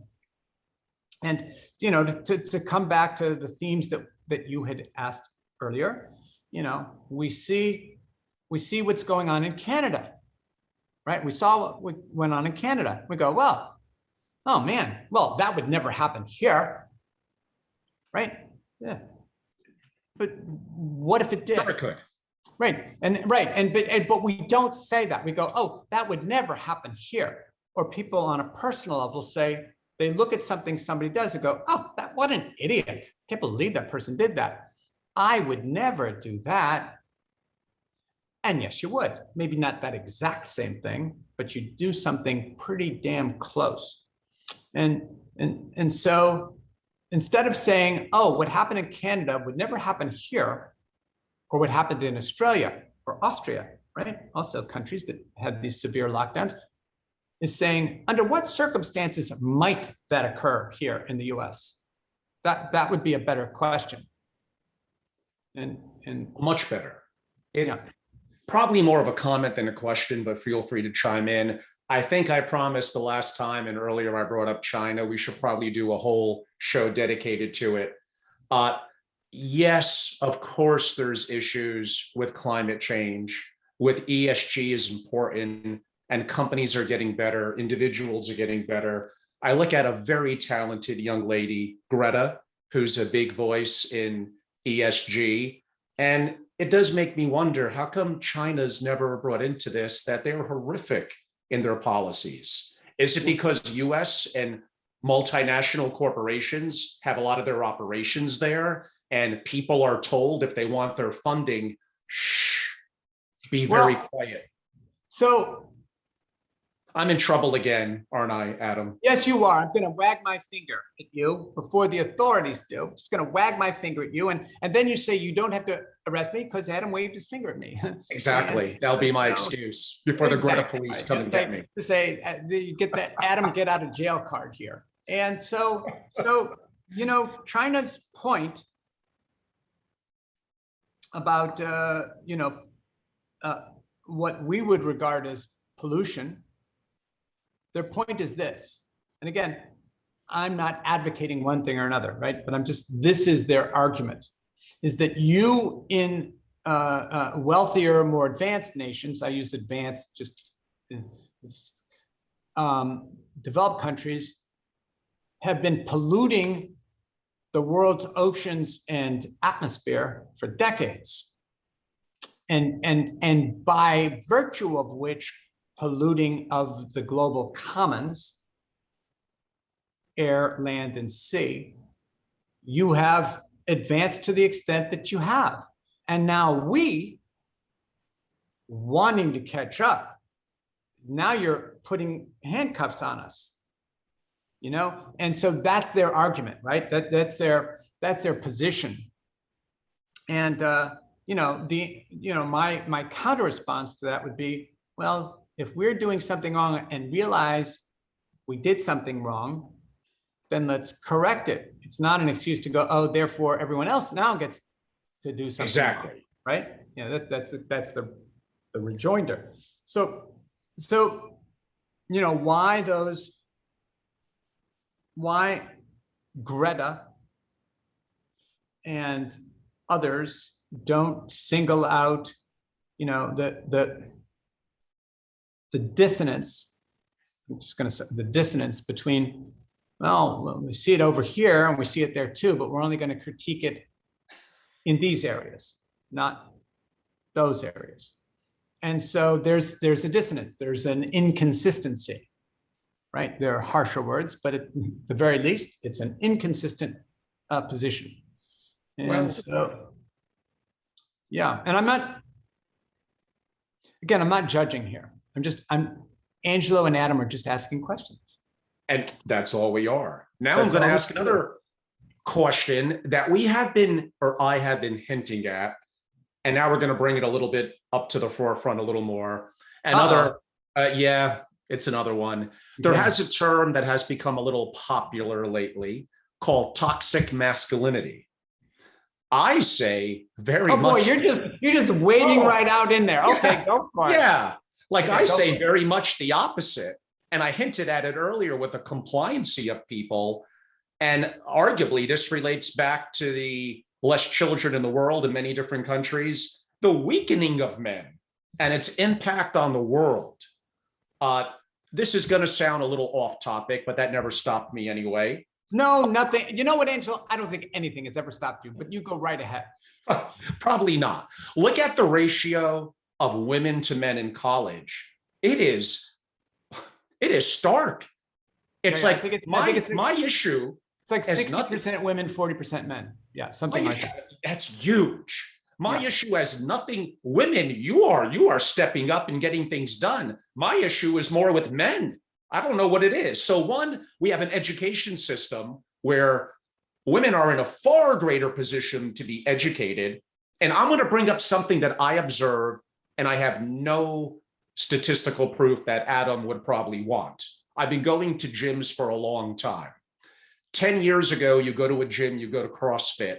It was rare to see a woman, I don't know, deadlifting, say, 4 plates, we would call it, that'd be 225 pounds. If I go to a CrossFit gym now and I don't see multiple women, often 130, 140 pounds, that could easily do that, I'm shocked. Yeah, in a CrossFit gym, you're as likely to see a woman as men. It's like 50-50, at least in California. I mean, I've been to those gyms, yeah. About 50-50. So, I mean, basically what I'm saying is what's happening with men? And I know there's people that I talk to that say, Angelo, the plastics, the lack of testosterone, it's going down. And maybe there is a degree of truth to that. I don't know. How does this tie into our conversation? Probably is the bigger picture question. I don't know, Angelo. But so let me again say, you know, the cause could be again, my starting position is I don't know, right? So I'm just going to conjecture some things and posit some ideas. And you know, I think there's a newfound celebration in female physicality and strength. And I think when anyone celebrates themselves in that way, bravo, kudos. And because I don't want anyone to feel weak, right? That's not good. And so, okay, we want people to feel powerful to the extent that they can. But you're talking about the flip side of it is men are, in your perceptions, appear weaker than they used to be. And so I do know that we've seen, you know, phrases like toxic masculinity. It's scary, right? I mean, as a man, to think, oh, if I said something, someone could take it the wrong way, and all of a sudden, all these negative social consequences, right? And so I think everyone has become more guarded in the way they assert themselves in the world. And yeah, and I think the causes are many, you know, and I don't know about plastics in the water or estrogen levels or testosterone. Like, I don't know, you know, and I'm sure there are many reasons, but I think your intuitive sense is correct as an observation, right? And by the way, it may be a very healthy thing in the world to have more of a balancing between the masculine and the feminine. Now, having said that, it's very easy.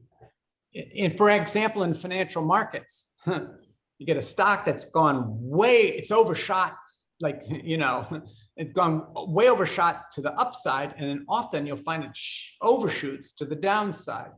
And so in these political pendulums, and when it's too far one way, it can go too far the other way.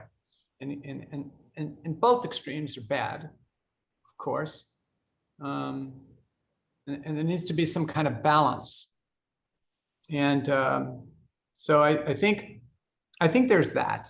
And I do know, again, I can't off the top of my head cite any statistics or polls, but I do know that young people, Gen Zs, do not label themselves the way their even older brothers and sisters did, right? The millennials, much less their parents.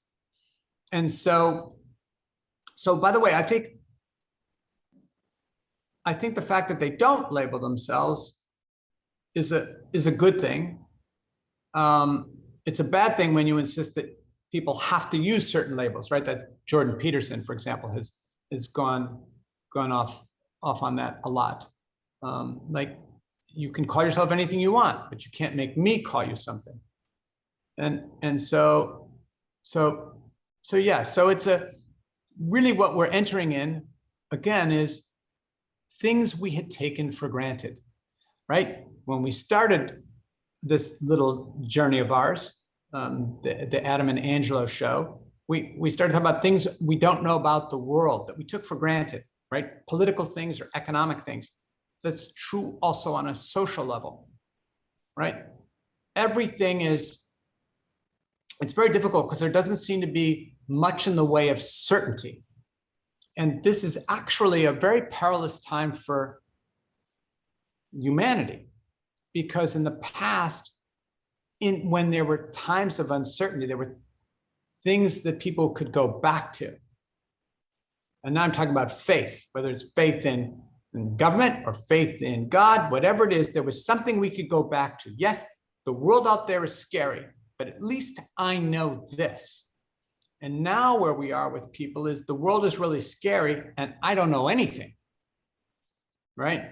And to go back to, that quote from Niels Bohr that you had cited and that I appropriated once, but I always did so with credit, is if you're certain about anything, you've not been paying attention, and what people are certain about is their own opinions, and that they shouldn't be, right?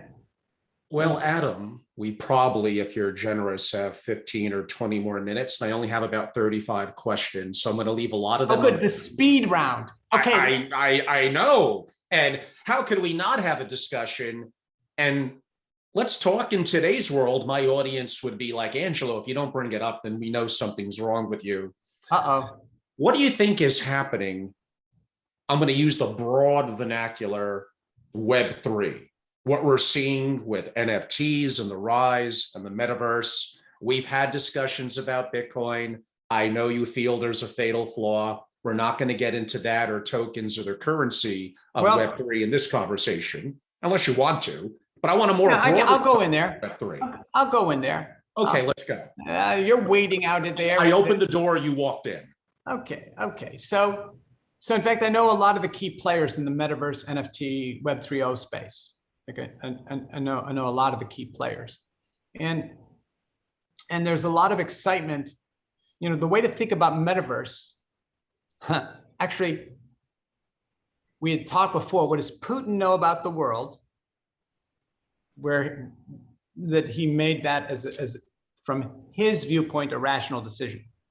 Again, heinous, unconscionable. Really. So think about it like this.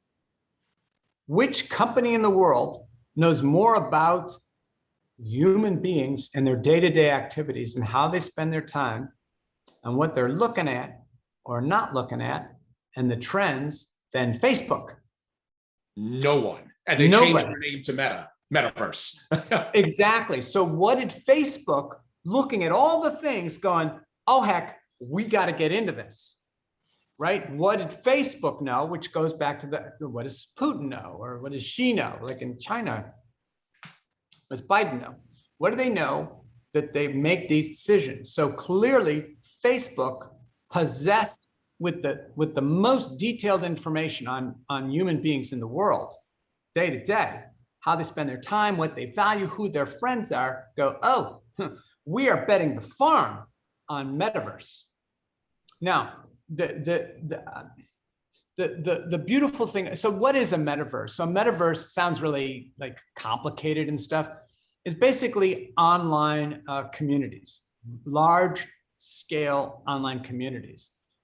In the beginning, like say 6-7 years ago, that began as games, but the idea is that people will conduct more and more of their lives virtually. And they are, and COVID pushed that along. Right, COVID pushed it along. So there are exciting possibilities. In other words, it's going that way anyway. And people hear things like NFTs and they associate it with art because they go, oh, wow, people's artwork sold for 67 or 69 million, whatever. And they go, well, that's crazy. Just who would pay that for some pixels? But remember, don't dismiss anything that doesn't make any sense, right? They go, oh, that's just crazy. And they stop thinking about it. And so NFTs, which is really kind of just proof of ownership, right? Mm-hmm. Is at its simplest level, can be applied to lots of things other than art. Exactly. Right? Many, many things. And so the technologies are being developed, and they've been developing over the last 10 odd years, beginning with Bitcoin. The technologies have been created to create a whole new layer of transacting human affairs.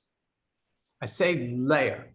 And so Bitcoin is cryptographically secure, theoretically, right? In other words, Angelo, when he isn't a gunslinger in the Old West, is a world-class computer hacker. You can't hack the blockchain. Now, I don't know whether you know, Angelo, I just found this out about 10 days ago. So the blockchain is level 1. Right. And then foundation, then a lot of things are built on top of that. Like the lightning network. Right, yeah. Everything on layer 2 is insecure, can be hacked. You got to let that land. The blockchain itself is cryptographically secure, and absolutely everything, so capital A, capital E, absolutely everything built on top, layer 2, cryptographically insecure, hackable. And you know, you've seen these high profile hacks, right? There was Axie Infinity about a month ago, and $600 million got siphoned out of Axie. And it took them 6 days before they realized, hey, Ethel, in bookkeeping, where's the 600 million? Well, or before they wanted to tell the public. Well, I mean, I know stuff, and no, they didn't know. And so the thing is, those aren't one-offs, is that literally everything, the blockchain is secure, but everything that has been built on top of it, everything. Imagine the bedrock in Manhattan, the reason there's so many tall skyscrapers in Manhattan is that it's solid bedrock that you find very few places in the world, which is why you can have so many skyscrapers right here. And it's not just because we like tall buildings in Manhattan, it's that we can do it because the bedrock is really strong. And in the same way, the blockchain bedrock is solid. And now imagine every building on top of it can be taken down easily. And you're not going to find these hacks immediately, right? The hackers aren't going to tell you, by the way, everything you're building, we can hack it whenever we want. It's really dangerous. Now, even in the conversation, Angelo, when I said I saw no intrinsic value in Bitcoin as an investment, I did say I was a great believer in blockchain technologies. These are really incredible, right? The layers that are being built that are going to transform human transactions, right? You figure financial institutions, they're going to go the way of record companies and publishing houses and newspapers. There's a tsunami coming. It's going to wipe those institutions out. And well, hold on one second, Adam. And you think I would be 100% on board with that. And I kind of am. And that's DeFi. But I have a big but coming up. Go for it. The powers that be that often make up the Fed, JP Morgan, Goldman Sachs, they're not going to crush it. That's probably a little too late now. But they're not just going to allow themselves to disappear. They're going to make themselves a part of it. Well, yes, you're exactly right. To the extent that they can. So I'm going to share with you a historical anecdote. Maybe you know it. In 1936, a chemist named Wallace Carruthers, I think he was Canadian. We keep coming back to Canada. And blame Canada. That was that South Park movie. Anyway, he was the chief chemist at DuPont. And in fact, single-handedly, basically, he made DuPont, even though he was just one of the chemists, but he was a genius. So he comes running into the chairman's office, Lamont DuPont II, and says, look what I discovered. It was some really long, super long chemical name, like 50 letters, that they later called nylon. And I'm going to get to FIDI in a second. DeFi rather, FIDI, DeFi. FIDI is a district in New York, financial district. So DeFi. So so DuPont, the chairman, realizing, oh, we're going to make billions of dollars on this new fabric, nylon. Get this. He sets up a division to sell the hell out of nylon, and he sets up another division, a skunk works, to put nylon out of business. Think about that. This one of the most brilliant, you have to be like an Elon Musk to think like that. He said, okay, we got nylon, which means all of our competitors are going to be working on replacements. And I want to own the replacement to nylon as well as nylon. And so to go back to financial institutions, they're going to see the writing on the wall, and they're going to realize that they're going to be disintermediated, right, sooner or later. And they're going to have to make those decisions and put their own institutions like DuPont eventually, nylon, it's still around, but they got better fabrics. And that's what's coming. So it's a For sure, an inevitability. You said something before when we started to talk about this that instantly got my attention, but I kept quiet for a change. Uh-oh. When it came to the metaverse, and maybe this applies to lots in Web3, you basically said, you know, a couple of very, very, very powerful people. The problem that the cyberpunks and the degens would have with what you said is that sounds like a centralized system, not the perfect, No, I said I knew a couple of decentralized world that they would want. Wait a second. Hold on. I said I knew a lot of the key players in that space.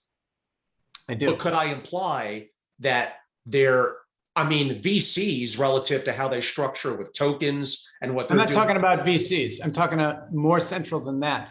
But it's not a centralized system, right? And so think about the early days of the personal computer. There weren't many people who knew about the, you know, the Altair. It was Steve Jobs and Wozniak and a bunch of hobbyists, right? With those, was it Texas Instruments and like those little systems that they were building and tinkering around. So they were in on it and they knew about it before everybody else. And in the same way, the people, NFTs, by the way, evolved out of the metaverse. The metaverse, actually, metaverse is a concept and like has been around, not just as a concept, but like they've been working on it for like 6-7 years. It's just last year, all of a sudden, NFTs, the public started finding out about it. But this has been growing among enthusiasts, right? So when I say I know a bunch of the key players, I know a bunch of the key enthusiasts who were in there from the start. I mean, I look at it as something like Second Life, going back even 20 years ago, was probably an early incarnation of the metaverse. But here's what I'll say about Second Life, and it's very intriguing. Yes. It only, and I'm using the word only, has what, about 1 million users, and it's been around for decades. Look at what the young ones are doing now, Adam. Roblox, Minecraft, and Fortnite. Everyone knows about Fortnite. Those have way, way, way, way more many participants, any one of them, let alone all three combined. Is that going to be the new age of the metaverse that makes the metaverse truly take off? Well, if you look at massive online games, massive online games like the ones you're mentioning, there are like 3 games in the world right now, online games. This will astonish you. It astonished me, with over 1 billion active daily players. Wow. Think about that. 1 billion. 1 billion. And I know there's 7 billion odd people in the world. And I know a lot of them, me being one of them, who's not one of the people playing those games. And right, and you rule out a lot of people. You go, whoa, that means I've kind of like figured the age group playing those games, like 10 to 30, maybe 10 to 25. Oh my gosh, basically they're all playing them. Now, here's the thing about the games is like Minecraft and stuff. I used to dismiss them as mere escapist, like, oh, they're just playing games. And they are, but it's the social interactions they have with the other players. That's actually what's engaging them. It's not that Johnny is playing Minecraft. It's Johnny's playing Minecraft with like 7 of his best buddies. That's the social interaction. And think of the fun of a scavenger hunt or something, where you team up and, oh, great, scavenger hunt. And so these games, again, I used to, without researching it, I would just dismiss them. I'd go, oh, they're just shoot 'em up games, right? Like all these like shoot 'em up games, a lot of them are violent. But then when I started to delve into it, I realized actually they have a social life. Now, I think in-person social is much better than online. But we're from a different era. They don't feel that way. No, yeah, they don't. And but that's going on. And I, here's what I will say about the metaverse and those things is not, even though Facebook renamed itself Meta, don't think that the possibilities of the metaverse are represented by Facebook's first forays into that area. It is decentralized, and I will tell you that a lot of I mentioned those early enthusiasts that I know in this space, and they've been investing in this space for like 6-7 years, that they reject big corporate interests, like the whole ethos. All of crypto and blockchain is very much a libertarian, like, no, we don't want anyone telling us what to do. And so that's, I think, good. Freedom. Probably the most common question I then get, because I've been talking about this for years. I'd like to say, and I'll take a little bit of credit, at least in the family office world, I've been at the forefront, even when I was called crazy and an idiot, which I'm still called quite a bit. But I would say, let's just go with some more billionaires and family offices are coming on board. I mean, I may use the verbiage, do your diligence, form a thesis, make a decision, mitigate your risk by the size of your position. You don't need to put 5,000 hours of research to make a 0.5% allocation to the right VC firms that are significant in the world of Web3. Now, I will admit that. I remember you're asking me questions about this space like 7-8 years ago. I meant, wow. Even Angelo, then, I was really ahead of the curve. You were really indeed. No one listened to me then. So here's my big picture question, and maybe my last question. We'll see. How? Probably not. How could family offices be more active broadly in the world of Web3 and the metaverse, and should they? Okay, so all the aforementioned blockchain technologies are getting deployed in very many exciting ways.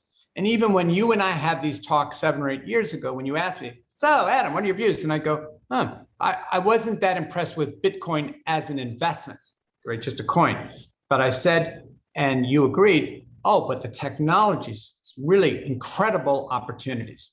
And so, and I still think that. And so here's the thing, like anything, you want to do your due diligence and you want to, it's still an immature field, right? Think about the internet in the 1995. Think about all the. I look at that as a positive. That's an opportunity to get in and make more asymmetrical returns. Well, yes. And think about, for every Google, there was a Petco or whatever, and there were a lot of companies that went belly up. And think about also like search engines. Speaking of Google, at one point there were like 15 search engines. Remember, there was Ask Jeeves and Alta Vista and Yahoo. There were all these search engines, and Google was the one that sort of dominated, right? And So, I mean, there's some other players, but really it's Google. And so we're going to see shakeouts in this space as well. So you need to get the best possible advice in this area before you make any significant investments. Of course, it's almost trite to say. Yeah, and take your time. There's still, I'm sure there's a lot of, what's the word? Is it called FOMO, fear of missing out, right? I think there's a lot of that, like, oh my God, I got to get into this. And again, I always try to reduce things, Angelo, to heuristics and algorithms. Whenever you are feeling, oh my God, I got to get into that, that's exactly when you should not get into it, right? Because you're racing, you're behind, it's gone up a lot, it's probably shot the mark. Like in the early days of the internet, people thought, oh my gosh, the internet's going to change everything. And people forget that Amazon collapsed like 90% from where it was like in 1999 when the end of that bear market. Now it's since done very well, but you had to deal with a 90% loss. And I think we're going to see similar shakeouts in this space. Oh, the 90% downturns have happened multiple times to Bitcoin and most other crypto. And I would say over the last 5 or 6 months, probably about 60 to 70% down for much. I'm going to go back. So I guess I lied about my last question. You were surprisingly in the world of Web3. You were very optimistic about 7 or 8 minutes ago, how I listened to your words on NFTs. I'm going to ask the same question. Oh, wait a second. I said about the technologies and all of them. So NFTs, again, can be applied to many things. You could use an NFT to fractional real estate ownership, right? There are all kinds of things you can apply NFTs Of course. to. So how do you think a family office could be active as an investor? So again, it's such a specialized, I'm going to say about NFTs, the same thing I said about blockchain technologies and Metaverse, is that there aren't going to be a lot of winners in this space. There are not. There's going to be a lot of shakeouts, consolidations, and stuff. And you really need to get informed investment advice. And it's the kind of thing that a family office, they're not going to get that at their bank. Right. Well, not only are they not going to get it at their bank, they're not going to get it on their own. It's not like, I want to get my family into the NFT space, so I'll buy a couple of books and I'll become an expert. Oh, no, you're not. And so to really, in this, defer to, for example, I know family offices, and let's say they like impressionist painters, right? And they want to acquire some art. And they go, oh, but they wouldn't necessarily rely on their own judgment, right? They'd get some art experts to say, okay, of the impressionists, which ones are going to be the best investments, in your opinion, right? So you always want to get high level. Of course, you want to acquaint yourself. And here's a question, actually, this is an important question. It's one you and I have shared before, that you pose to anyone advising you, so any art expert or NFT expert or anything. And it's also a question you pose to yourself, and it's this: what precisely would I need to see to tell me that I was wrong, right? So an NFT person, enthusiast says, oh, you should buy these bored orangutans, not bored apes, right? We now got bored orangutans and bored penguins. Oh no, here's a better one. I should probably trademark this: petulant penguins. So petulant penguins, buy them. And then the question you should ask me is, so Adam, creator of petulant penguins, what would you need to see to tell me I should short petulant penguins, right? Instead of buying them, what would you need to see to tell you were wrong? That I have a similar question. What would cause you to change your mind? But yes, they're on the same track. Well, they're exactly, and the wrong frames it. Well, right, you could say change your view. And right, and you and I have used that question before. What would you need to change your view? And I think the reason I say wrong is it's polar opposite, like take the opposite side of it and argue against yourself, right? And because someone could say, well, I was wrong. I thought Bitcoin would double, but actually I think it might triple. like, oh, I was wrong, but in the same direction. If I see what you mean. So I want to take the opposite side to go, oh, because really, if you don't know when you're wrong, you can't possibly know when you're right. You can't. You need to always take the other side of every investment, right? Do you or any of your relationships or thought leader friends have any opinion about the amazing rise of Yuga Labs, their development of Bored Ape Yacht Club, their purchase of other big players in the NFT space, and what they're looking to do both with their ape coin and with their metaverse? Are they poised to be the next Disney? I can't give investment advice along those lines, so I don't know. But they're clearly, some smart players in the space, and I don't know that they're. I know that the whole NFT and metaverse space is bigger play than just that. For example, it's clear that Elon Musk's purchase of Twitter was about way more than I just want to ensure free speech on Twitter. Oh no. And if you read some of his tweets regarding Twitter, you see that Twitter's acquisition was a strategic move, not just he's annoyed because they won't let him say what he wants to say. For example, one of the things that he addressed was the notion, I don't think he used this phrase, but of sovereign identity. That if there's an account on Twitter that says Angelo, that it's you and not someone pretending to be you. And that notion of sovereign digital identity underpins almost everything, every smart contracts, everything done in this whole space. You need to know it can't be an anonymous digital account. We need to know who it is. And, yes. Right. And so yeah. And so again, if you look at what he said kind of elliptically, you realize Twitter play is a lot more than I just want to own Twitter because so people can talk freely. Oh no, it's a much more strategic play. And I think so the Bored Apes and Adam's petulant penguins are that the Bored Apes is a similar, they have a larger plan. Oh, they sure do. Yeah. They sure do, that's for sure. And you mentioned something I should have brought up when you mentioned NFTs and blockchain, kind of important, smart contracts. We'll do a really deep Web3 dive perhaps in about 6 more months. Okay, so I guess I did lie. Two final quick round robin questions. One related to the metaverse and a conversation we had 4 years ago in a podcast that got lost. It was basically about the future of AI and jobs. In the future, we will do that, but this relates to it. Will the Matrix, what we saw in the movie, mainly the first 20 years ago, but a little bit of their kind of part 4 a couple of months ago, will the Matrix inevitably become reality? So the Matrix, okay, I'm going to answer that quickly and tie that question up. So I'm going to refer everyone to a paper written by Nick Bostrom, Bostrom. He wrote that book, Superintelligence, and he's an Oxford philosophy don.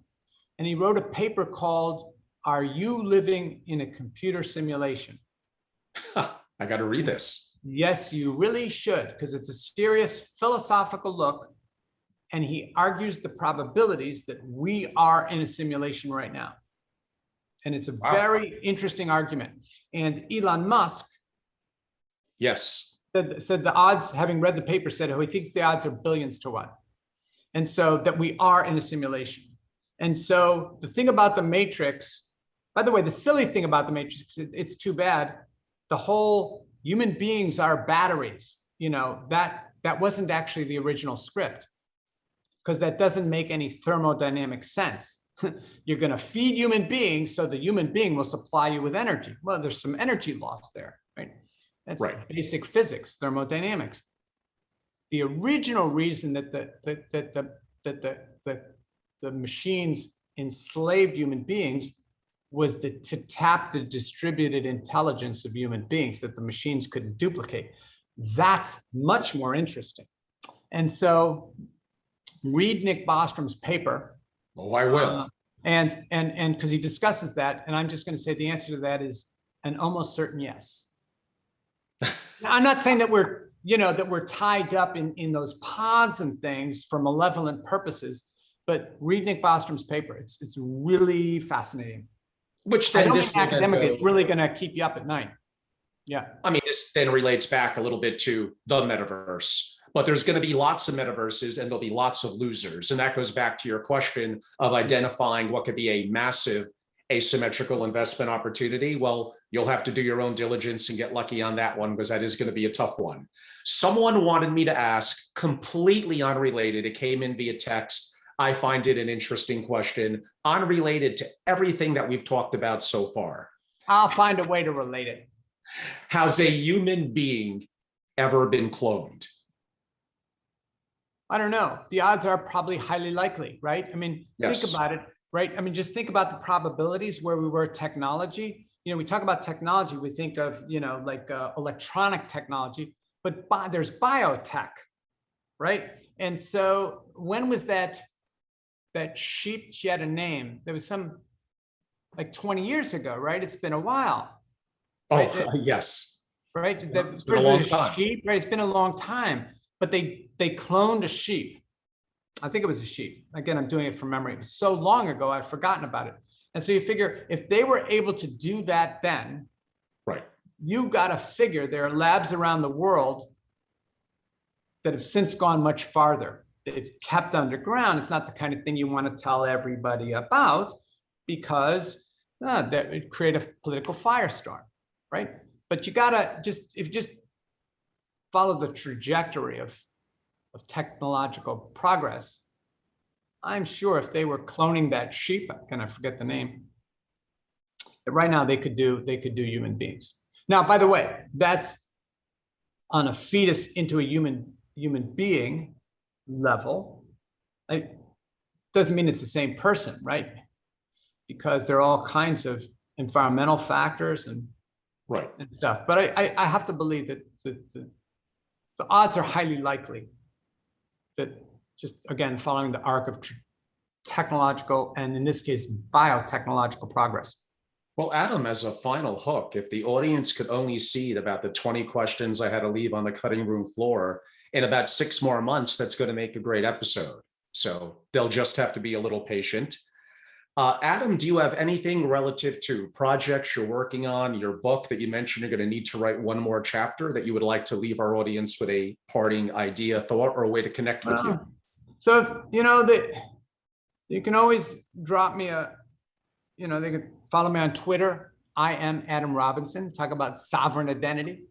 Adam Robinson. Recommended. I am Adam Robinson is a great follow. Yeah, and I have the domain. I am Adam Robinson. But the easiest one, you can also email us.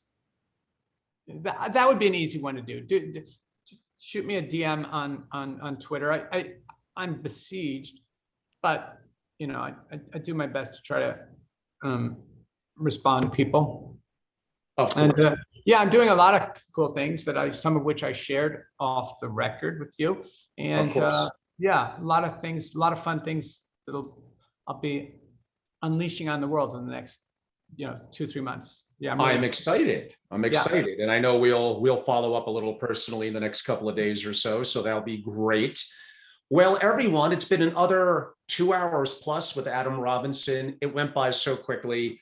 Millions of more questions, like I said, on the cutting room floor that we'll have to wait to next time. It's amazing to have someone, Adam, it's always a pleasure to have you on. I would say you, James Altucher, and some others are like among my favorites, because you're like how you all think. Maybe it's the chess thing. Maybe that's what it is. Yeah, James and I both chess players. Sure. You got to get some poker players on. If you know some great poker players, tell them to turn them my way. Think about that. Yeah, because Adam, they make decisions with incomplete information. Oh no, I know that, that's more real world, right? Chess. I think so. Yes. Oh, no, not I think so. That's a definite. Right. Chess, you see all the pieces. You see everything. I don't know what Angelo's thinking. Right. Right. But I see all the pieces on the board. And then even with poker, one difference to real life, a pretty important one, isn't you have to follow rules. In real life, depending on who you are and what you can get away with, sometimes you don't. Sometimes, right. But the key thing about poker that's so important in life, and then I'm gonna end with this, is it goes back to what we started at the beginning, what we know. And in poker, you realize it's a game of probabilities, and you don't really know anything, right? You can do the calculus based on, stochastic distributions of what they might have, and the cards that you see and the cards that you have. But at the end of the day, it's a probability, right? And assuming we weren't bluffing, you adjust your bet size accordingly. Exactly. Right. And since most people, when they invest, are not trying to bluff the market, is to always calibrate around your conviction level and adjust your bet size, your investment size accordingly. That's really important. For sure. In my little close, to be continued, everyone, I'm Angelo Robles. I'm the host of the Angelo Robles podcast. I'm the founder of Family Office Association. You can all follow me. I'm very active on social media. I'm not as big as Adam, but I'm trying. I'm Family Office. Pretty happy to have that name on Twitter and my main platform, YouTube, where many of you are probably going to be watching this. So it may be called the Angelo Robles podcast, but my channel platform very simply is Family Office. And on Instagram, speaking of the metaverse, I am Angelo Robles Meta, META. I'm very active. That's more on the personal side and keeping things a little bit fun. But I may recommend that you take a look at that as well. And if you're a family office, and if you're interested in peer-to-peer connectivity, opportunity for amazing, very private gatherings, our research, our thought leadership, and I'd be remiss if I didn't say the work that I'm doing on disaster prep for billionaires. You have to join and be a part of Family Office Association. You could go to familyofficeassociation.com to learn more about membership. And again, in work that we're doing relative to disaster prep and others, creating a family office, international structures, which interplay into the disaster prep for family offices. That is going to be more of a consulting assignment. So it's all online. You'll have a chance to reach out to me if you desire. Again, that's familyofficeassociation.com. Adam, you've been fantastic as always. Look forward to catching up personally very soon. Yes, and I would like to add one final note, an addendum to the disaster planning, is that there's a secondary benefit in that the whole point of disaster planning is to learn to think about the future, right? And the insights gained in preparing for a disaster will also reveal investment opportunities, not just like avoiding the flood. It's like, oh, well, we should invest in canoes or whatever it is. I mean, I'm being silly with canoes. Who knows? That has proven to be 100% correct. From drones to other things that I've been discussing relative to disaster prep, but I don't want to give away all my secrets. Nope. And Adam, this is great. I look forward to us catching up more personally about that. Yes. Okay. Thank you so much. Thank you. Adam Robinson, everyone. Thank you. Yay.